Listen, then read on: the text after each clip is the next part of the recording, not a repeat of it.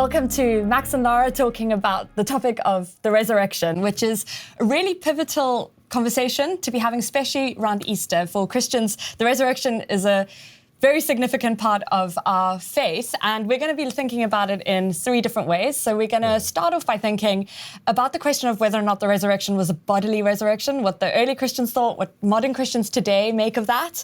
We're going to think about evidence, what counts as evidence when looking at this topic. And then lastly, how do people go about interpreting that evidence?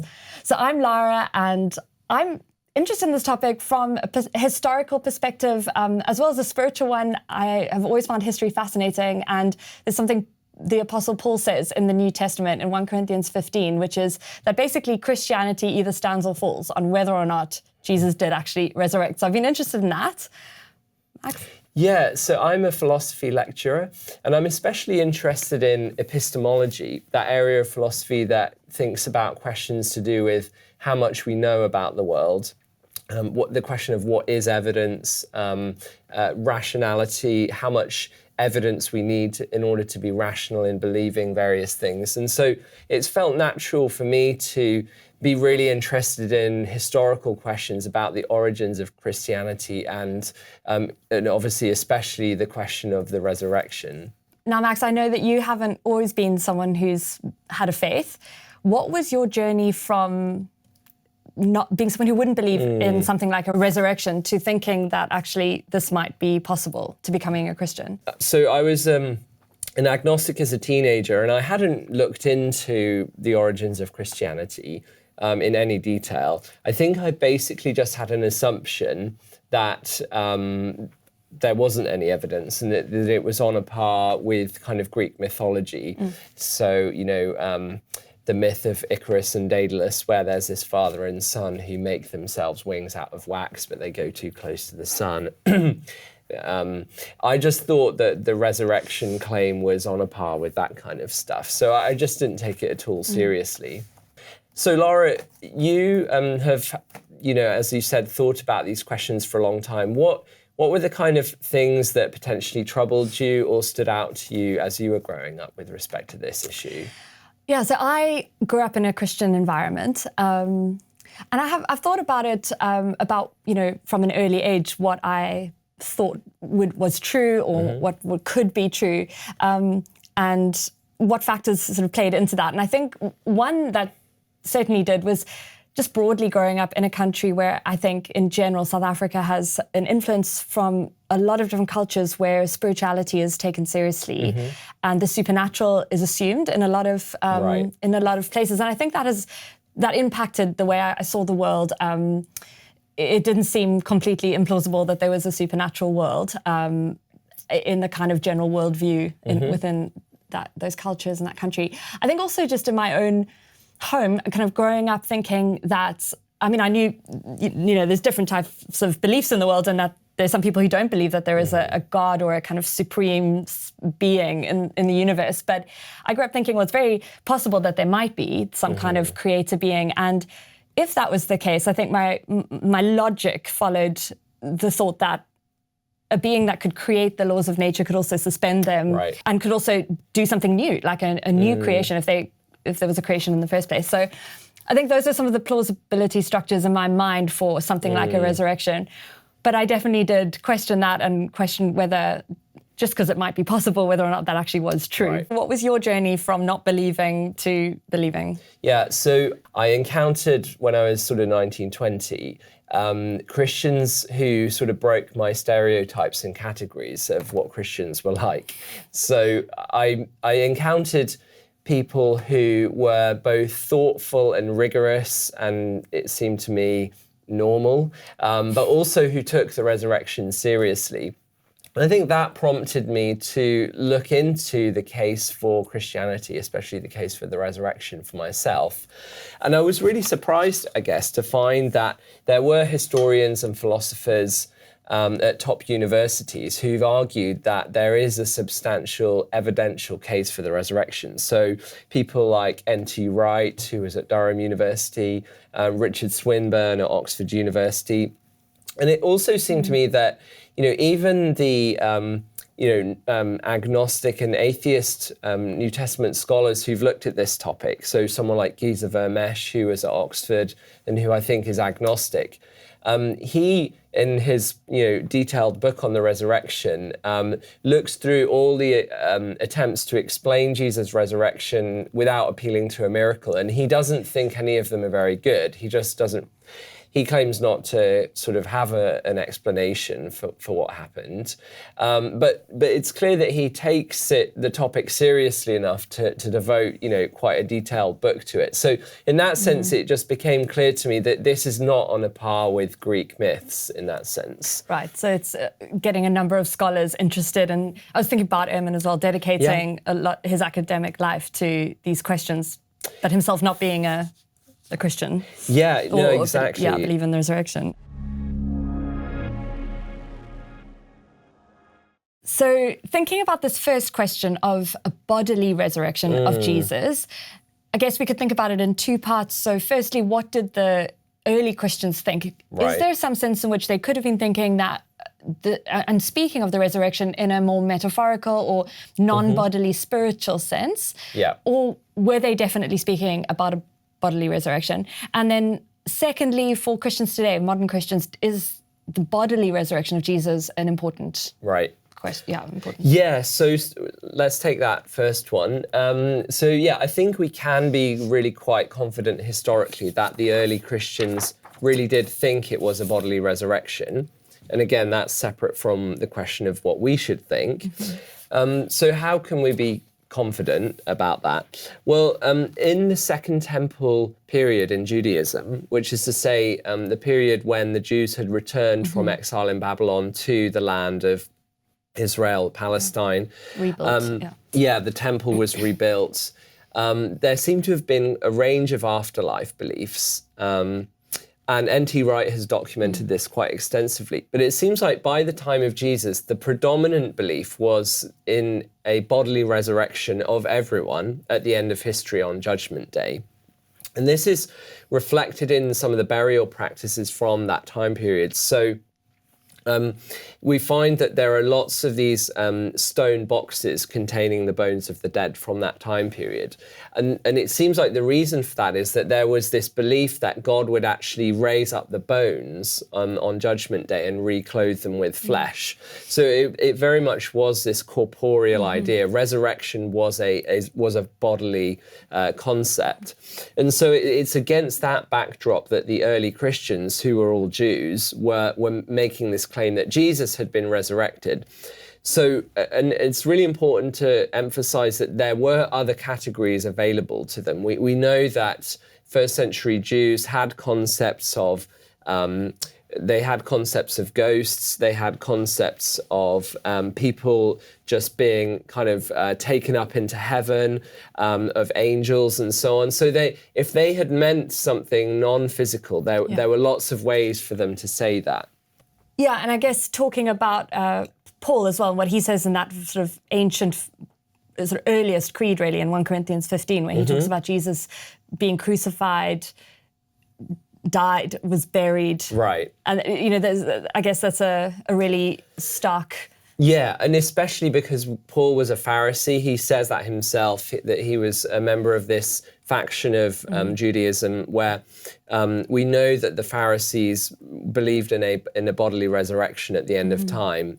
We know that from Josephus. In contradistinction to the Sadducees. That's right, who didn't believe in any afterlife.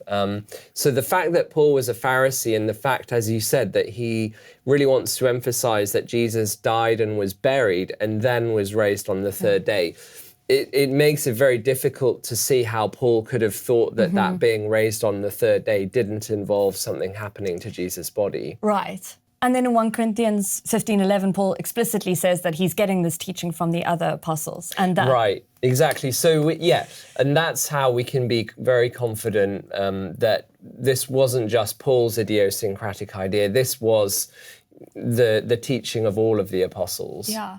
And I guess also going back to that other part in 1 Corinthians 15 that I mentioned earlier, where Paul says that really this is the bedrock of the belief of those early Christians, and that if it didn't happen, then kind of Christians are most to be pitied for believing this, and also, the faith is futile. So for him, this resurrection is both true, believes it happened, but also absolutely significant to what they believe. Right. Which I guess takes us into that second question of, what does it mean for modern Christians today? Does it matter? I was thinking through that question, and some things that were coming to mind.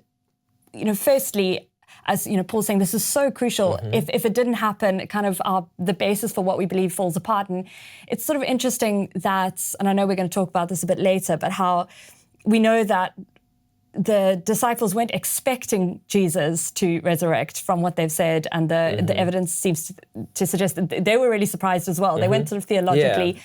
They were actually thinking something else was going to happen. They were really depressed when he died. And so this is a surprise to them.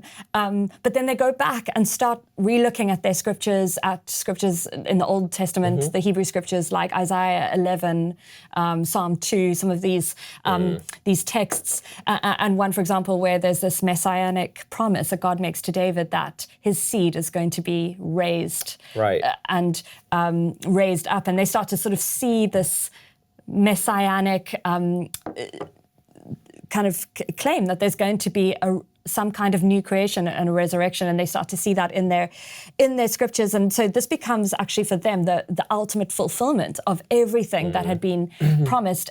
And then just secondly, another thought, we've often talked about the fact that religion often seems to tend towards this, I guess, ancient Gnostic idea of this dualism of the spiritual, everything of the spiritual is of utmost importance, and then the material world and the body just ends up being kind of really unimportant and not valued. And actually, if this happened, and as Christians could claim God actually resurrects Jesus, and he's the symbol of the first one to be resurrected, and that all people will have this bodily resurrection, then it really sort of dignifies the material world and gives us a theology for caring about this world. The environment, for example. The environment, our bodies, this all that's around us, the world that we're living in now. So I guess those are two reasons why this might be significant for a Christian today. Why modern Christians should care about it being a bodily event. Yeah.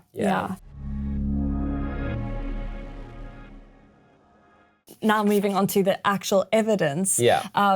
What sort of evidence are we talking about when we're saying that there is evidence that this is something that people really claimed happened? So I think we could talk about two broad approaches to this question, minimalist and maximalist. So the minimalist approach, or what's sometimes called the minimal facts approach, hones in on just those historical facts that would be accepted by a nearly unanimous consensus of the relevant ancient historians, biblical scholars, and so on, of all kind of religious or non-religious backgrounds.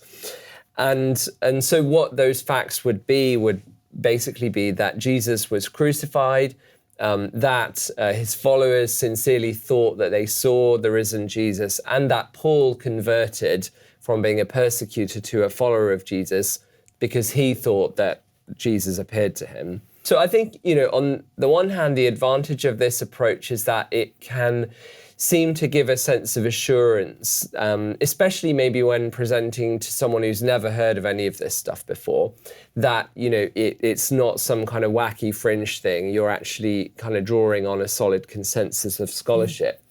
The downside, I think, by being so pared back and so kind of minimalist, is that the data set you're left with is quite thin, and it's arguably, it's not clear whether it's strong enough to argue for a bodily resurrection. In fact, and a number of Christian scholars have argued that it's not. And because you can't really say anything about what the appearances were like if you're going with this ultra-minimalist approach. All you can really say is that they were convinced they saw Jesus again, but in what sense isn't clear. And so I think the other thing to say is that you can't, even with this approach, you can't stay in lockstep with scholarly consensus at every step, because the final step, after all, is that inference from the minimal facts to a bodily something resurrection. Spiritual.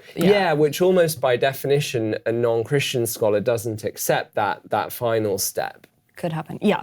Okay. So I think if we look at the kind of categories that, if we're going to take a bit more of a maximalist approach, there are three kind of, I guess, evidences that maybe are worth looking at, in a bit more detail. The crucifixion, the empty tomb. Yes, and the burial, which came before that. The empty tomb, and then these post-mortem appearances. Right. So maybe do you want to start with the Roman evidence for the crucifixion? Okay. The crucifixion is certainly in terms of ancient history, really, really well attested. So it's not just Paul and the Gospels, but there are also a number of non-Christian sources which talk about Jesus' crucifixion. So Josephus, Tacitus, among others. Some, actually quite skeptical historians have said things like that the crucifixion is one of the best attested events in ancient history. And it's, I think, also worth emphasizing just how much detail the gospel accounts give of the crucifixion of Jesus. Probably the most detailed account we have from the ancient world of a crucifixion. But how do we know, though, that Jesus actually died? So it's one thing to say he was crucified, and that's very historically well attested. But how do we know that he actually died on that cross? And I think here it's our knowledge from modern medicine of how crucifixion actually kills its victims. That's very important. So, and apologies if this is a little bit gory, but the way that crucifixion kills its victims is by slowly asphyxiating them.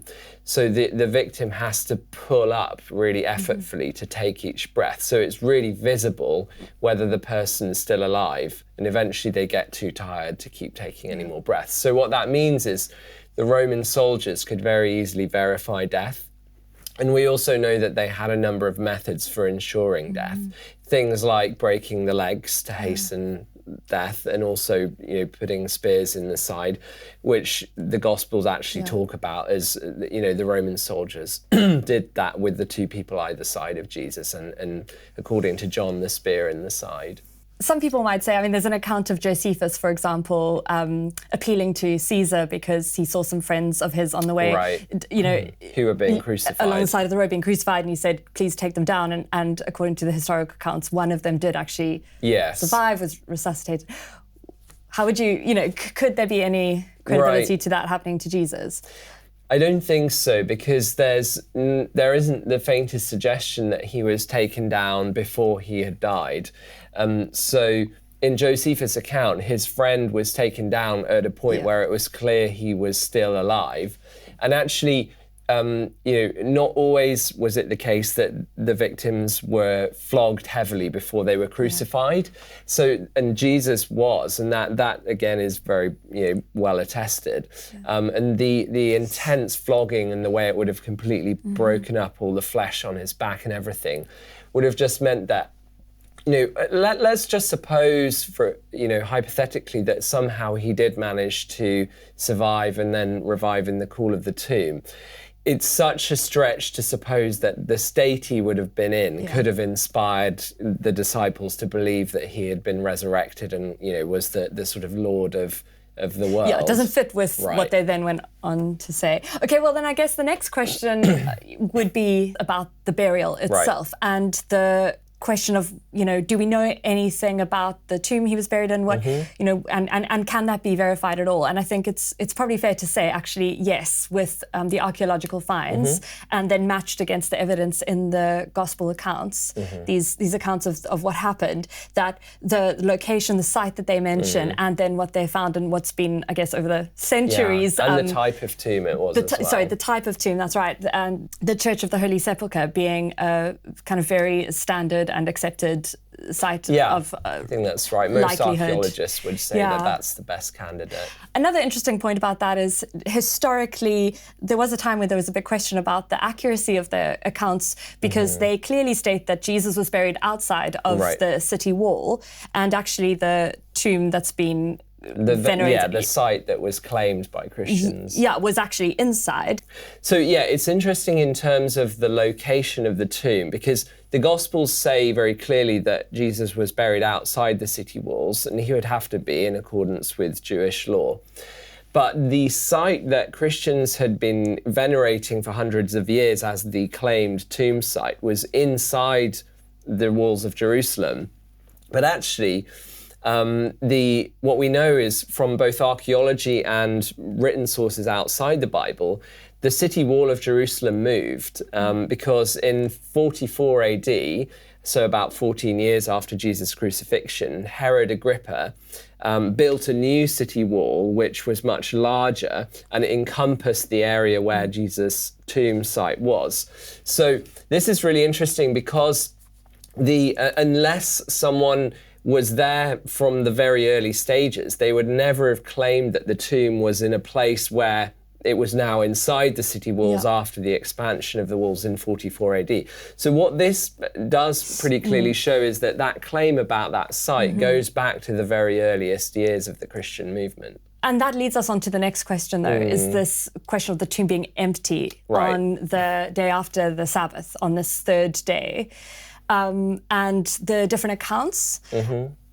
I think a part of the story that has always been fascinating to me is that women are named as the first people to be the witnesses of the fact that this tomb is empty. Right. And what's so interesting about that is, I mean, so not only it's interesting from a historical perspective, but also just for me as a woman, it's possibly the most important moment in the Christian story, and it's kind of given to women, which is great, at a time when women were not seen as valid. And I think that's what's fascinating about this is that in the accounts themselves, written by these men, a few decades after the event, they named these women as the first witnesses to the resurrection and, well, as we're talking about now, the empty tomb, at least. And the men are skeptical. They don't believe them. Yeah.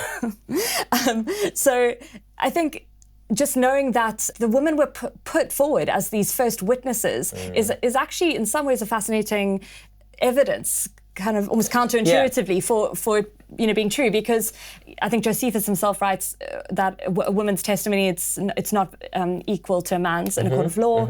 Rabbinic law says that. So here we have women and the gospel accounts sort of agree on this, that they're the ones to find this empty tomb, and that itself is a kind of interesting point of evidence. That's right. If they were making it up, why would they? Yeah, and and Giza Vermesh, who, as I mentioned, he was an agnostic scholar, and he concluded that the empty tomb was authentic.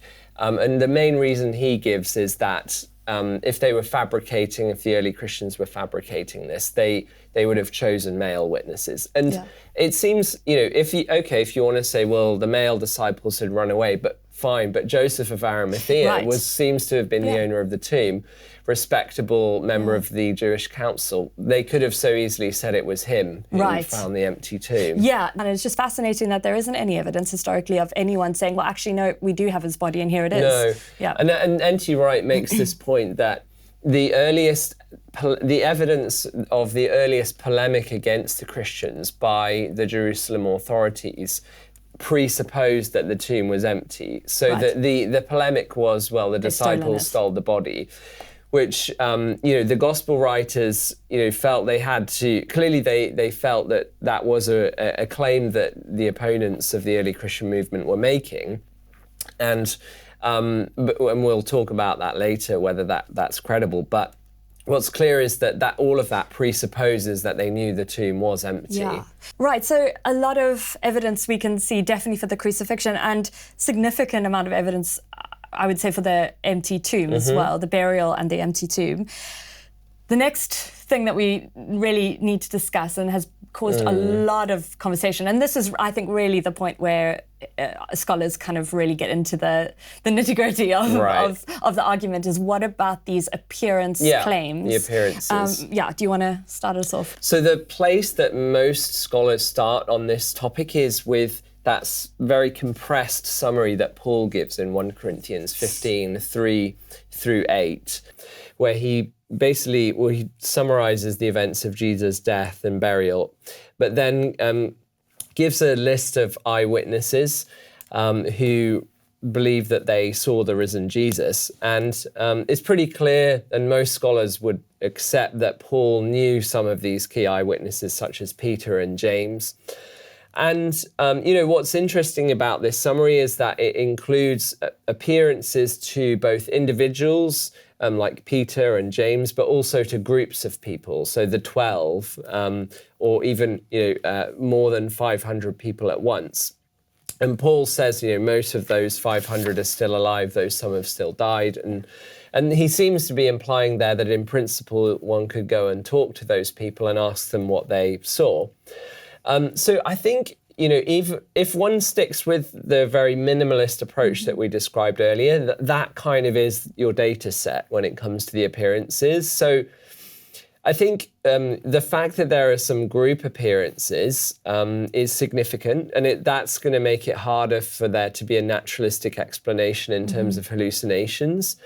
But still, Paul doesn't say anything really about exactly what those experiences were like. And this is why, as we were discussing earlier, I think the stronger case is going to be one that draws in the gospel narratives which narrate the details of what the disciples saw on those occasions and the robustly physical character of those experiences. And so I think this is why it is going to be important to set this in the context of a broader case for the reliability of the Gospels. Yeah, and do you want to say a bit about some of those Gospel appearances? And you mentioned they... Right. Yeah. Yeah, well, so, I mean, some of the key characteristics of them seem to be that, they have conversation with Jesus for extended periods of time. It's not just some kind of fleeting apparition.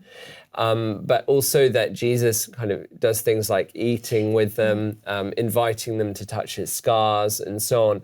And interestingly, they don't always recognize Jesus at first, which is a detail I find intriguing in that it's not at all obvious why this would have included. It doesn't sort of doesn't seem bolster a claim. Doesn't seem to bolster the claim.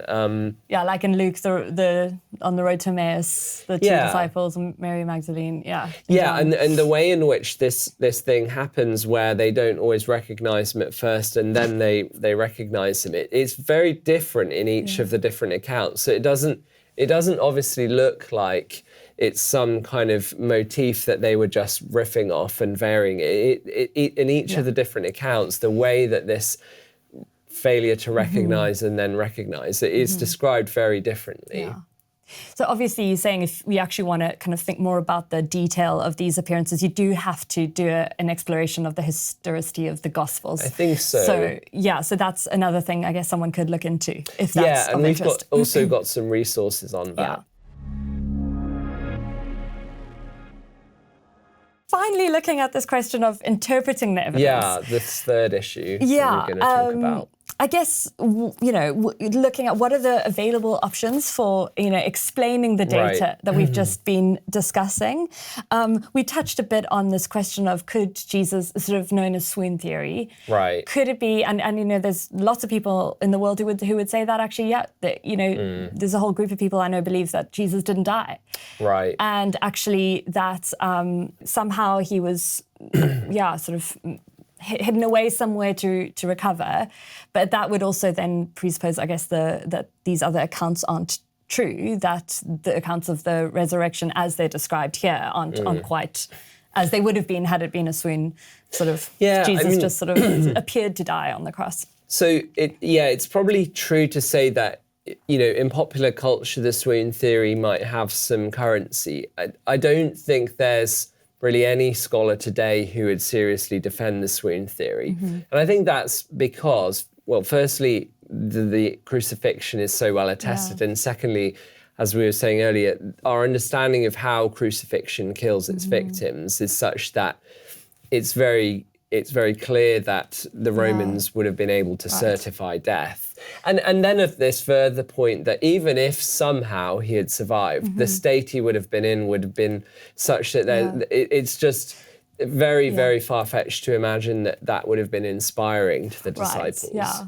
I mean, there are some claims that Jesus ended up going to Kashmir, I think, and teaching there, but those would be much later. Those any evidence for that claim? Yeah, I mean, those sorts of claims would appear centuries later, not decades later. So that's why the historians say that's not a credible Yeah, I mean, it's common sense that a source is going to be much more credible if it's very close in time to the events than as opposed to centuries. So then I guess another question that's worth thinking about in terms of how do you interpret this evidence is what's sometimes known as the fraud theory. Right. Were the disciples aware that they hadn't actually had these experiences that they are claiming to have had, and that they were just trying to create some kind of power base for themselves, having had their community sort of decimated by this event, and that they just weren't telling the truth. Yeah, so I think in popular culture, the fraud theory has some currency, but it's actually very hard to find a single scholar who would defend that, just because the sincerity of the disciples is so evident.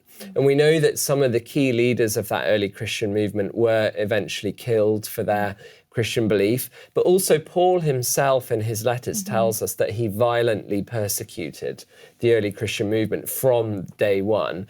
And so the fact that they were facing danger and even danger of death, I think it doesn't by itself show that what they believed was true, but it does strongly suggest they were sincere. Right, and there are not a lot of examples in history, I struggle to think of any, where people go to their deaths knowing that they were defending something that wasn't true. Right, so now perhaps the most popular interpretation of the evidence outside of it actually being a physical resurrection would be some kind of hallucination born of a cognitive dissonance, given that this was such a kind of a strongly held desire for Jesus to be the Messiah, the hero of the story, and the story kind of just came up in legend as a result of that. I think I would just make two quite simple points about this. So the first thing is that the messianic expectations of the day were such that if your so-called Messiah ended up getting crucified, that was a pretty decisive signal that he wasn't the Messiah.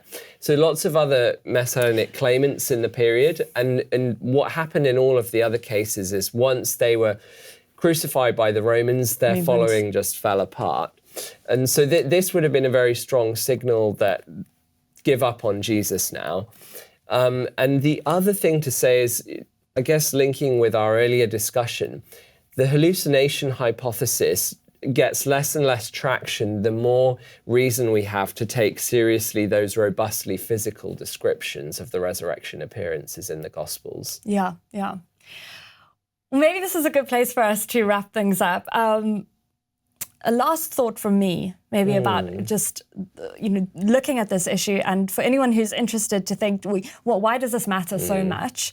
Why do Christians kind of put such an emphasis on this Easter story? And I think, for me, thinking about it, there are two things that really stick with me. That if Jesus is this, this really significant person, and this divine being that I guess we think the Gospels are claiming he is, then that says something very profound about God's knowledge, first-hand knowledge of pain and suffering, and that's, for me, one of the biggest objections someone might have to the existence of a good God in this world.